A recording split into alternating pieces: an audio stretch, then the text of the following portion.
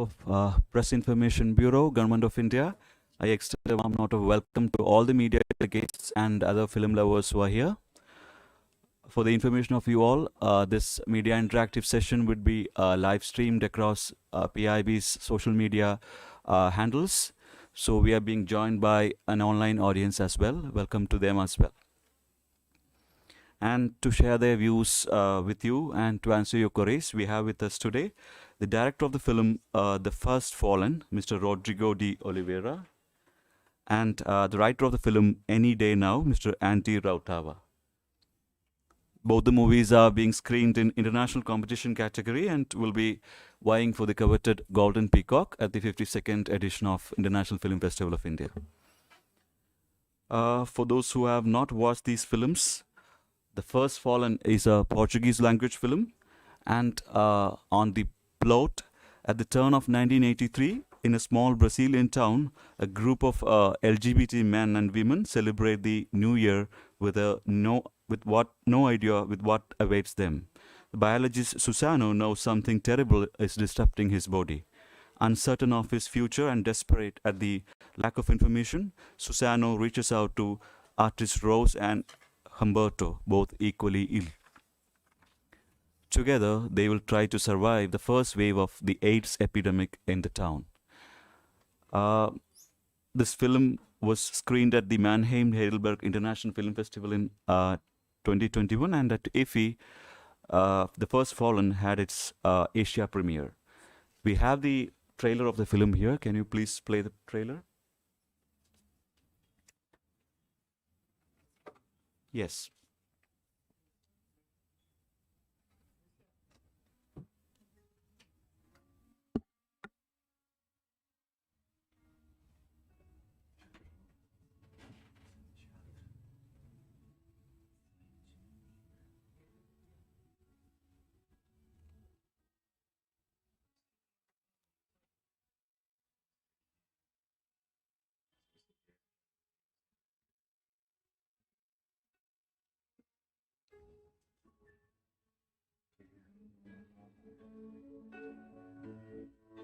Ontem benim düşündüm. O que é daquele jeito? Gabriel, eu tinha até os segredos dele.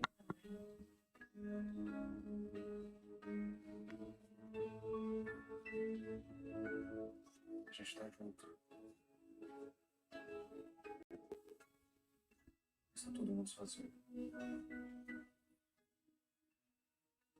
Eu queria ter a chance de começar de novo, fazer exatamente como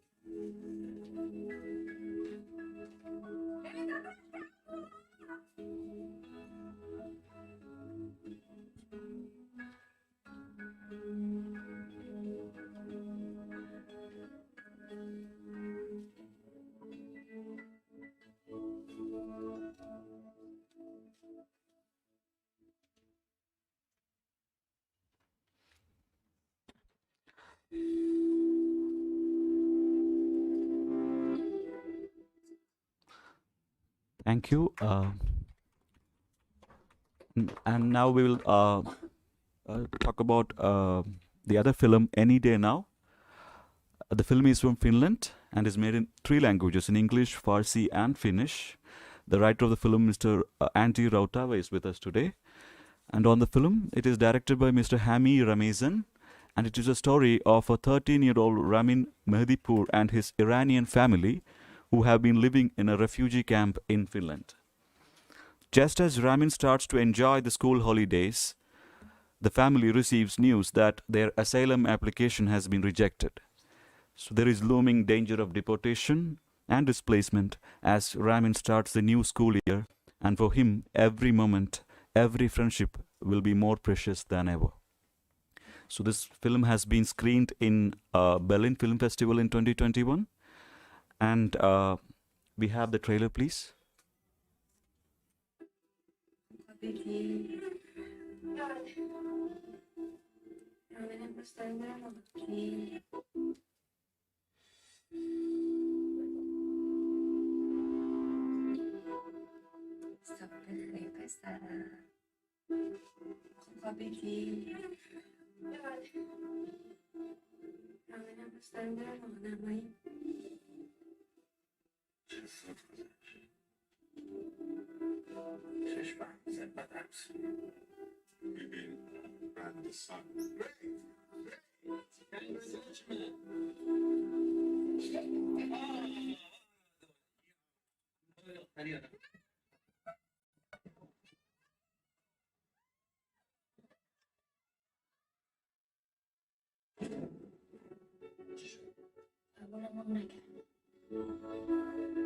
Gösterge taraftarın bitirmek dakika defası tercihlerden beri. Lì forse te devi dare una sì.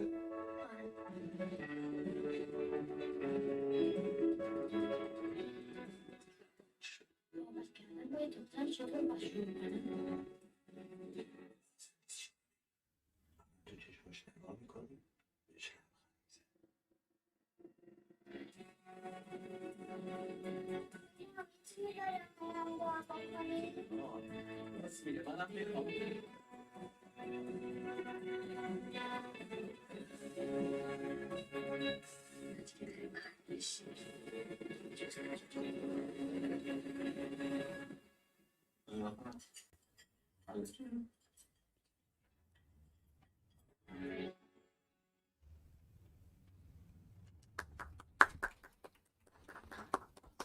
Congratulations, both of you, on having your films being screened at the competition session at 52nd IFFI.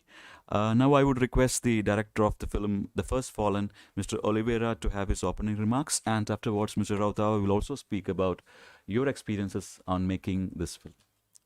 Thank you. Please.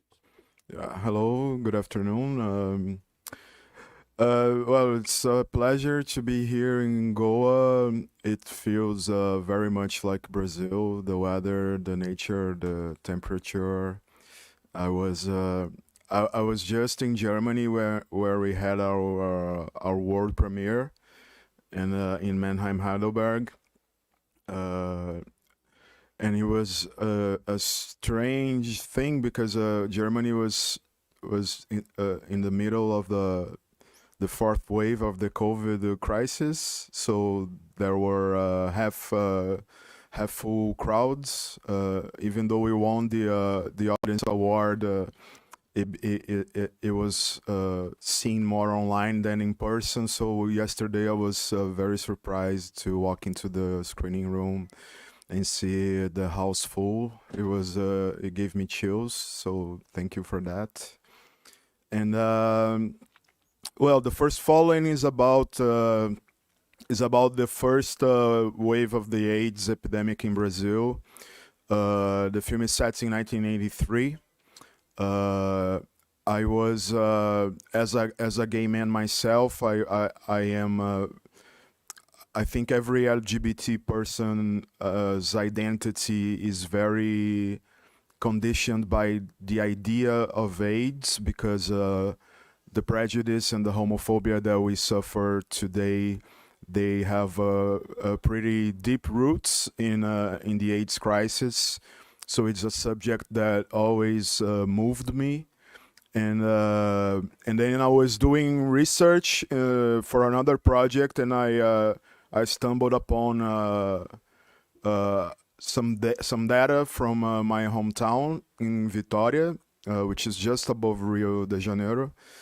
And the AIDS statistics, they began being counted in 1985, but we knew that people were dying from 1983 on, and but these people were unaccounted for. There were those stories weren't told. Those people were forgotten, and we couldn't find their names or their parents' names while doing research. My main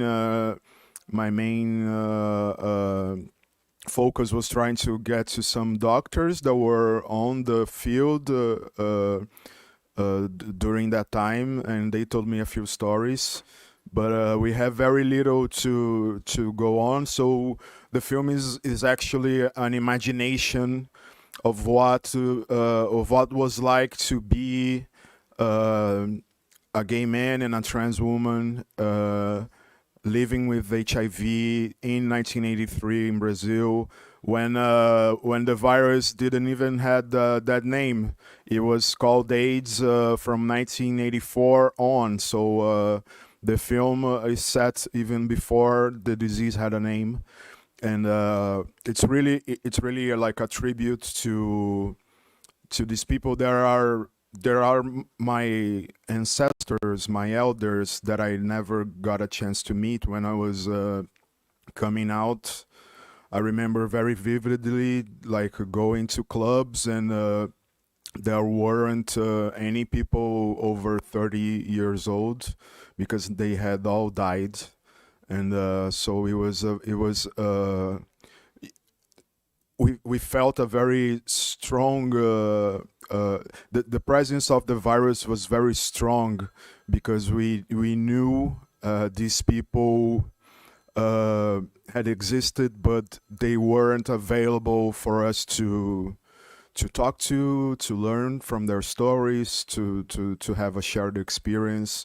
So this film is really like a tribute to the idea of these first heroes that were trying to fight the AIDS epidemic, and it was really a joy to make it. We were lucky to shoot the film just before COVID, and the parallels between the AIDS epidemic and the COVID pandemic are really striking.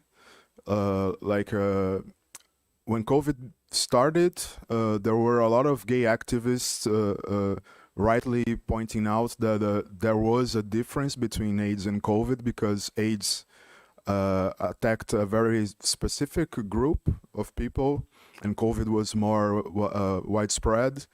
But we didn't imagine, like in March 2020, that a whole government, like Brazilian government or the American government, that they would let people die, which is what happened in Brazil and in America, because they didn't care about that specific targeted group. Like in Brazil, the president said even like, well, old people are close to death anyway, so it's not our problem. And that's the same thing that happened with the AIDS crisis. Like gay people live this lifestyle, in quotes, so it's their problem if they're dying. And today it's AIDS in Brazil and worldwide. It attacks more straight people than gay people, because gay people learned how to deal with it and how to avoid it. And so, yeah, 11,000 people still die of AIDS in Brazil every year. And yeah, I hoped that this film would become. We had just had a world premiere, and I thought, well, it would be nice if this film was just like a piece of dated history, and there was a portrait of a past that is long gone. But the truth is, it's very current. AIDS is still a thing of the present. Like the Brazilian president, just 3 weeks ago, trying to spread misinformation because he's anti-science and anti-vaccine. He was telling people to not get the COVID vaccine because it would give you AIDS. So then something that is very an stigma that is very ancient then suddenly becomes present again. Like don't get vaccinated because you're gonna become just like them, just like me, like my peers, my community. And so yeah, unfortunately, this film is still very current, and it pays tributes to the first people that felt that had fallen, but it also talks about today. I guess for my first remarks, that's it.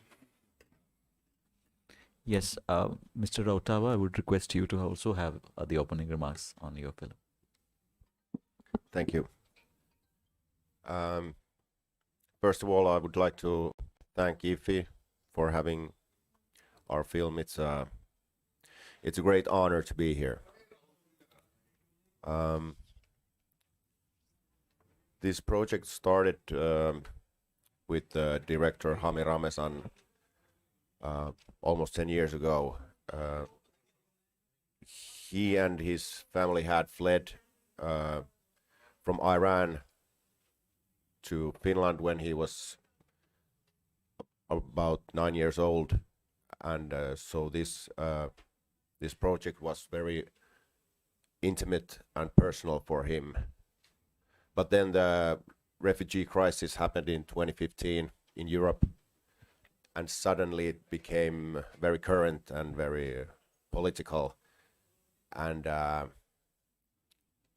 Hami needed a different kind of approach. His project, I had read some of the earlier versions, earlier drafts, and they were getting darker in a sense of violence and trauma and this kind of refugee-related elements.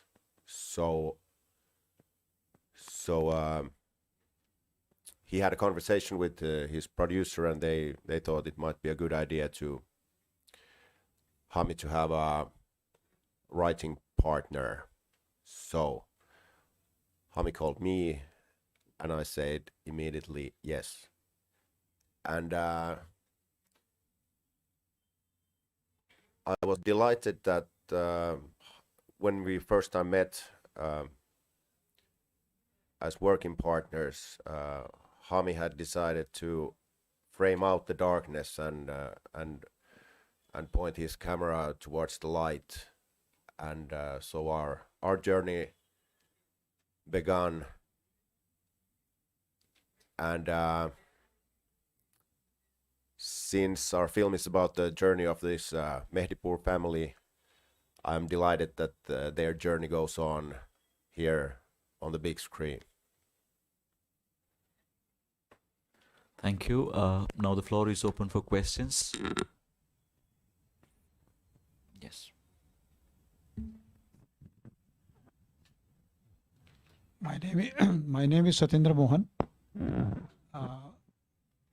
I was the preview committee member of this festival. I have seen your film as a preview committee member and selected your film for the competition because we found that it's a very, very different subject, a meaningful film. And the film you are talking about a disease which is unknown. You are talking in the film that there is some virus, but a very different type of virus. And the person who is suffering from this is also trying to avoid making it public or making it known to the others until such time at the end when we have to discover that yes, now it is beyond his control to control it and it comes out. Yeah. The LGBT in this film, I wanted to know something about the character of LGBT, and I'm quite impressed by the acting of the LGBT in this film. Anyway, heartiest congratulations for your film being selected as a competition film, and I wish you might get some award. Thank you. Oh, thank you.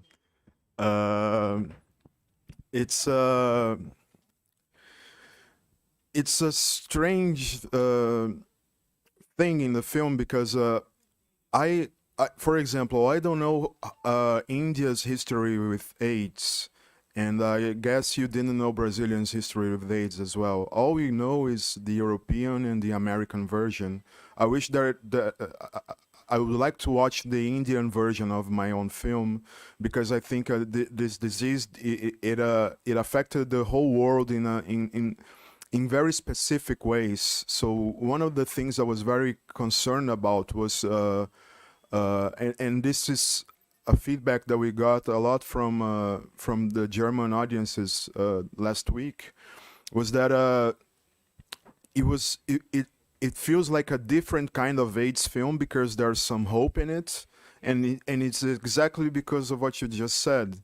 The word AIDS is only spoken in the film on the last 5 minutes, So up until that point, it doesn't even have a name. They call it the thing, the cancer, the plague, but they didn't have this name.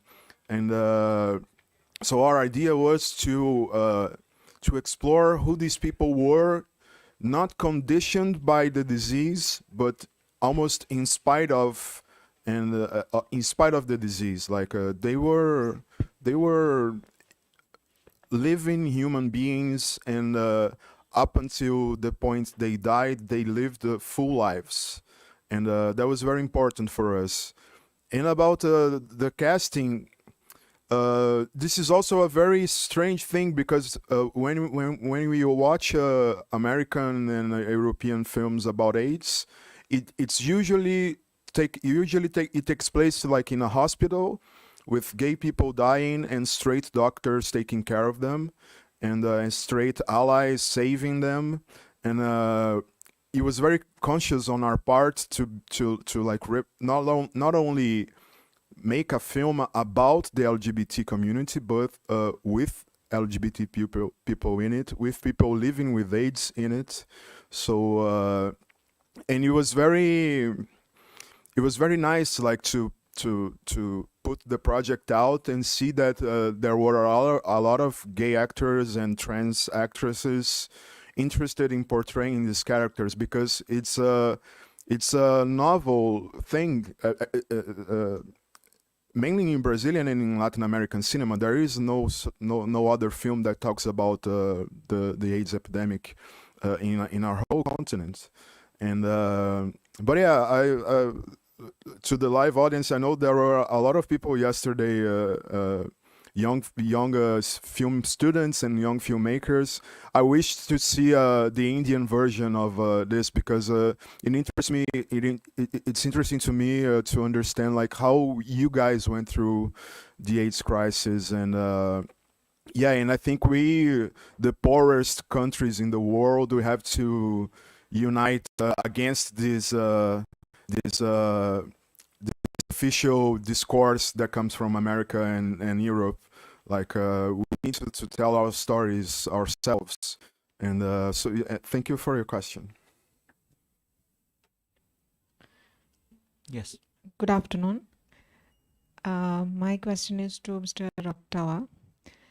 And the film is loosely based on, that is Any Day Now, based on Hami Ramazan's own experience. So what were you trying to say through the film? Like, is it about the refugee crisis and the inflow of refugees to Europe? What were you trying to say through the film?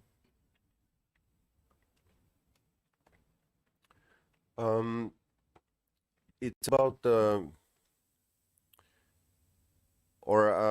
I would say our main goal was to show the person, the human being, and not just the mass labeled refugees that we see in the news and papers. So maybe it was in a few words, it was to show that being a refugee is not an identity. And the other kind of universal question for us was that why some can stay while the others have to leave. So when we put that into this tight family ties, I believe that gives the audience a pretty powerful emotional gateway to these questions.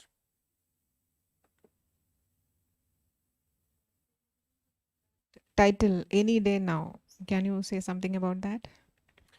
Well, it's about the Mehdipur family's attitude to. It's about their dignity and their ability to cherish the present and live in the moment. Thank you. Please, ma'am. Your subject of the film intrigues me because AIDS had affected a lot many people, but you chose the LGBT community to be highlighted. So, is it just a tribute to them, or is it your own identity where you wanted to get them kind of highlight their issues back? Because you said in India, how did you manage? So in India, a lot of truck drivers, they were really affected, and a few documentaries, if I remember from the past, I was a young girl then, I kind of saw them, because that was one community which was really affected, because they were traveling all over the country and they were without their family, and many of them they got, and the government really carried out a campaign for them. So since you say the first fallen, so did you think it was only this community which was really affected, or there were others as well? Please. In 1983, the main people targeted by the disease were the LGBT community. It was actually there's something that the character Rose, that she says, which is in the very early stages of the epidemic, it was mainly and this is something that it's still a mystery to science, because I mean, we know that a disease cannot target only people because of their sexual orientation or their race, but in the early days of the epidemic, it was people using drugs, intravenous drugs, the gay community, especially sex workers, and Haitians, people from Haiti. And the combination of these four groups made no sense to science, and then it became like a widespread thing. But it affected the gay community in a especially brutal way, because I mean, in 1983 in Brazil, we were still under a military dictatorship.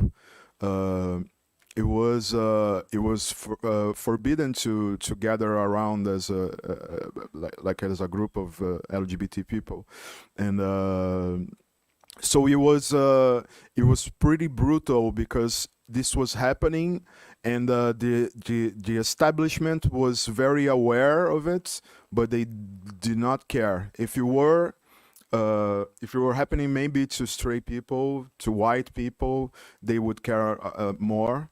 But like in Brazil, the first time a government official said the word AIDS, it was in 1986. It was like 4 years after the first people were dying.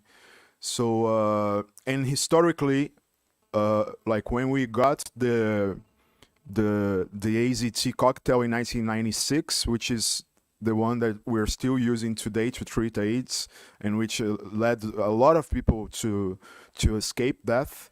It was the LGBT community that fought for the drug, mainly in America. Like even though it's a widespread disease, the activism that surrounds AIDS, it's mainly LGBT, and in Brazil there wasn't a film yet that talked about this specific community. But like I like the idea of these documentaries about the truck. Brazil, there are also documentaries about other marginalized groups that were affected, but there were the ones that were at the forefront, the LGBT people, they weren't taken care of in cinema, so that's why I wanted to make it. Yes, because I mean, we are, as minorities, we are accustomed to be outside of history, because the official history doesn't care about us. So we have to be the historians of ourselves. We are subjects of history and also the historians of ourselves, because if we don't document our own lives, no one else will, because we don't matter. Like in Brazil, this is particularly true for LGBT people, for Black people, and for indigenous people. There's a great movement of these three minorities are are starting to tell our own stories because of this. And I wish you guys in the next year to get to know like some indigenous Brazilian filmmakers. They're doing amazing work, and untouched by the white gaze, purely indigenous, indigenous regard to themselves, and it will amaze you, and you will also feel very close to you, as everything does to me here. Like I feel very connected to India because I think we share a lot of similarities. I think there is a connecting thread. I mean, a thread that connects both the movies because both these movies are on minorities, sexual minorities in your case, and refugees in your case. My and your my question, first question is to Mr. Oliveira, and that you very eloquently and evidently expressed your disapproval and displeasure at the grand narratives being made, the meta narratives being made by the so-called American and the hegemonic forces, as you say. But at the same time, when you make a film that quarrels with the establishment now and established notions of identity, don't you think that this will be branded as a kind of a film for a smaller section of people and not being part of a wider audience? I think there's that danger. And what is your take on this? Yeah, this is the thing about the minorities, because we have to do this thing that I just talked about. We are often burdened with the fact that we have to represent our whole group, and you can do that. I'm talking in this film about the three specific characters. They represent the community they form, but they are not representative of the whole community, and I think it's a burden that we have to carry because there are so few films about ourselves. We have to deal with the fact that when one film comes out, it becomes like a thing, and I was kind of worried about what you said before releasing the film, and then because this is very new, like we had our world premiere last week, and now we are here. I was touched by how popular the film was. We were very surprised by the audience award in Germany. Germans are very cold, and our film is very warm, and it was nice to see some Germans crying.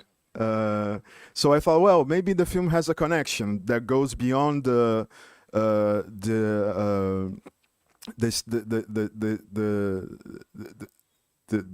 surroundings of our own community, and something that I think it's gonna be true also for COVID, but it's true for the AIDS epidemic is you all probably know someone that died of AIDS, a cousin, a friend of a friend. Now we all know someone that died of COVID. In Brazil, that's very true. I lost two uncles to COVID, and so there's even with audiences that are not portrayed in the film, there is like a shared. There's a commonality. Like we have experienced trauma. And we also were unaware of the troubles that people went through while they were suffering. So yeah, that's my hope, that the film really speaks to a larger audience. And your title, The First Fallen. So maybe it's part of the grand narrative that there is the idea of the fall is biblical. It relates to the original sin, the first sin. Do you have this in mind when you made this, or do you discount them as as part of the grand narrative? Yeah, it was one thing that that I think that goes against the homophobic prejudice narrative is not to see these people as victims of something. They are not victims of their sexual orientation or their lifestyle or their way of or who they choose to love. They are victims of government neglect, of tardiness in science, of other things. So the idea in Portuguese, the title is called "The First Soldiers," because I think that's what they were, like the first people on the front lines, trying to, and in the film, because like you said, it's set before everything was known. They are just trying to find a cure. So it's not like they're not ready to die. They are ready to fight. And soldiers when they fight, sometimes they fall. And that's the nature of war. And they were at war with an unknown disease. And Mr. Rautava, your film is on the troubles and tribulations of an Iranian family, right? So, and Iran has a rich cultural heritage, and it's a completely different cultural group they're coming from, this particular family. So in your film, so what are the challenges that you face while scripting for this movie? Were you aware of their cultural traditions? And I know that human beings have a universal for example, love has a universal language. Its emotions are similar everywhere. But while scripting, what are the challenges while scripting on a different cultural setting? What are the preparations that you have taken, or the challenges that you've faced? Obviously, it was a lot of work for me as born in Finland, but Hami had really nice way to invite me in to his personal story and his personal journey. He told me about little anecdotes and bits and pieces of his childhood, not in any special chronology. And so I learned about his childhood, and then about his family's journey, or all the adventurous and fun little things that happened, and also the horrors of their journey. So the working method was, for a long time, it was just trading little stories, and so these conversations gave me the information that was necessary for understand this kind of family dynamic, and all that it involves, good and bad. Any other questions from the audience? Yes. Yes, please. Yeah, I'm reminded of this line from Romeo and Juliet by William Shakespeare, where Juliet asks, "What's in a name? That which smells as sweet as a rose should smell just as sweet, whatever it is, right?" So, no, I mean, irrespective of what it is, it should smell just as sweet. So I find on this note, both of you have made some observations which relate to this. Rodrigo, you said that when the AIDS patients, LGBT AIDS patients, their suffering became even more excruciating, because they had to undergo that at a time when the disease itself was not named, right? So that was basically a challenge which they faced, because the naming was not done. On the other hand, Rautava, you said that you do not want refugees to be identified as refugees. You want them to be looked upon as human beings. So this is it's like kind of an antithetical note. Like here you are lamenting the fact that a name has been given to that group, which thereby undermines the individual identity. On the other hand, you were on the craving, expressing the need for uh, uh, not exact, not exactly. It was not exactly a group, but the disease, and then the patient tends to be identified with the disease. So I understand there's a whole political economy of naming, which is at root here. But I would request your observations, comments on this, both of you, please. Well, our approach to this, it's a good question, was that by framing all the dark stuff out of our film,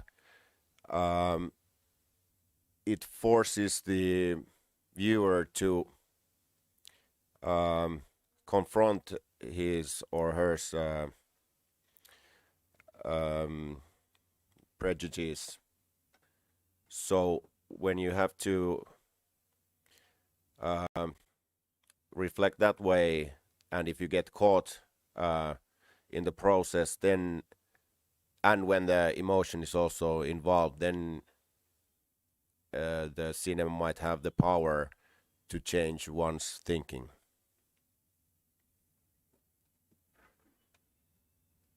And as for myself,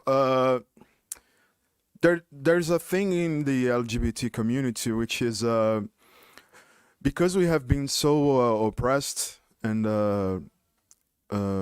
called so many names. I mean, ever since we were kids, there's slurs that refer to us.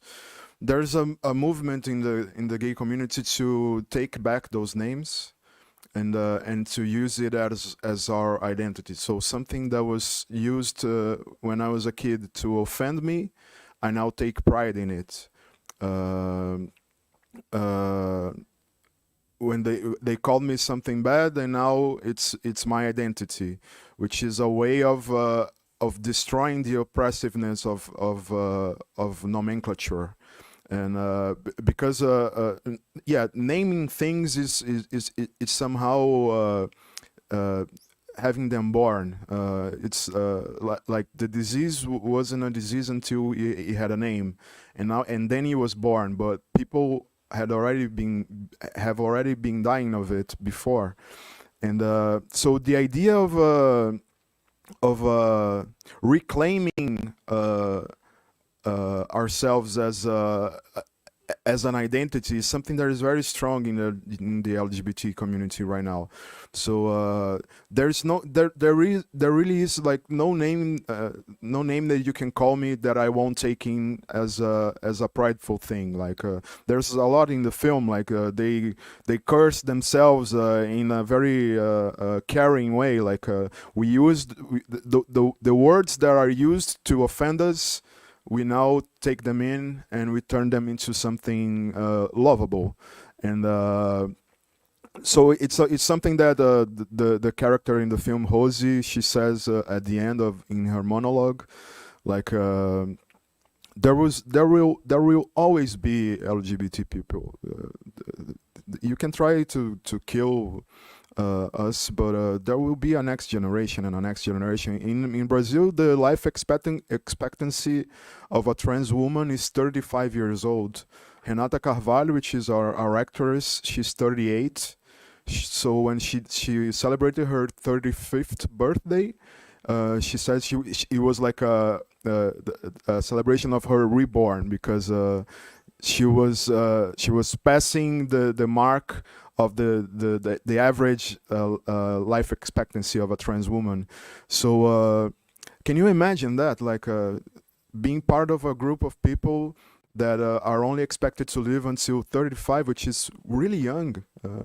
There are no trans women of age, like you can count in like one hand trans women in Brazil that are over 60 years old. So it's a pretty daunting thing, but also something that we use it as means to stand up and to live our lives to the fullest. Because if we can beat that, if we can beat AIDS, we can beat anything. And in Brazil we kind of did. It was because of the gay community that now medicine for AIDS treatments are free. AIDS prevention is all free in the health public system, and it's because of the gay community. And so we are very prideful of that.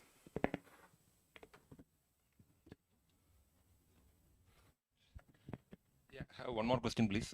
Very interesting to hear both of your responses. I recall the words of Richard Bach, I think in one of his novels, probably Illusions, that every man in the world lives in a world of his own. He was saying basically all of us live in a world of our own. And I understand that both your movies, they fundamentally aspire to bridge the worlds, the different worlds which different people inhabit. So could you please throw some light on how the audience has been receiving this movie, and how well do you feel your goal is being accomplished in terms of the thoughts it is igniting in the minds of the audience? Well, I've been very delighted that people have really connected with our film's families,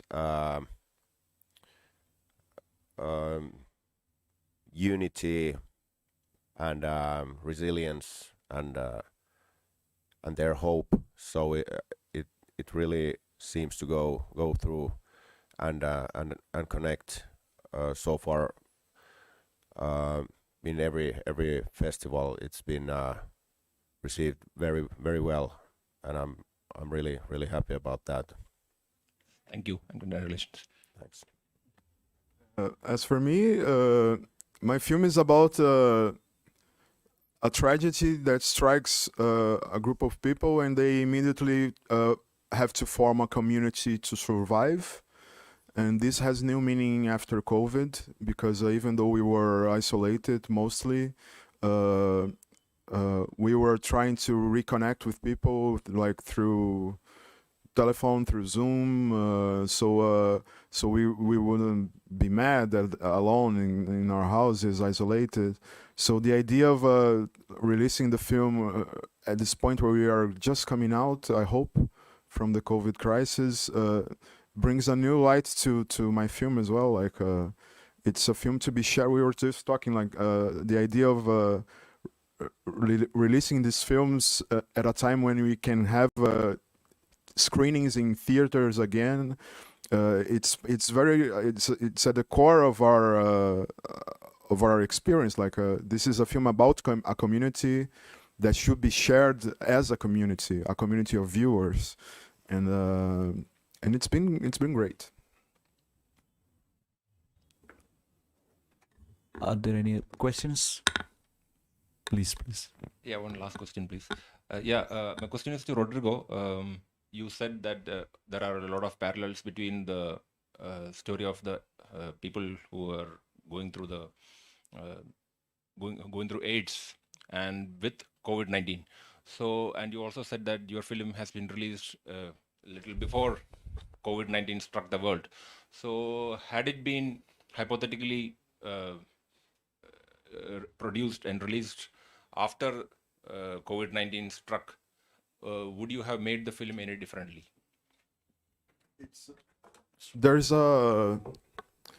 It's a strange thing, because we shot the film in September, October 2019, and when I was starting to edit it in March 2020, the pandemic hit. So I took the editing suite to my house and edited the film by myself, which was a very strange thing, because I like to edit my films and have private screenings to people to see how the film is going and trying to change things and stuff. But I couldn't do that, and it doesn't work when you send a link to people because the communal experience is out of it. But there's a moment at the end of the film. Yeah, when things, Susano, the main character, he knows he's about to die, and he asks Rosie to lie to him about a future. And what she describes, I think it's exactly what we all thought in March 2020 was going to happen to COVID. She says, well, there's going to be a new antiviral drug that's going to work. In 3 months, an American is going to come up with a vaccine. In 6 months, we start getting better. In a year, there's no trace of the plague in any of us. In 2 years, no one will even remember this existed.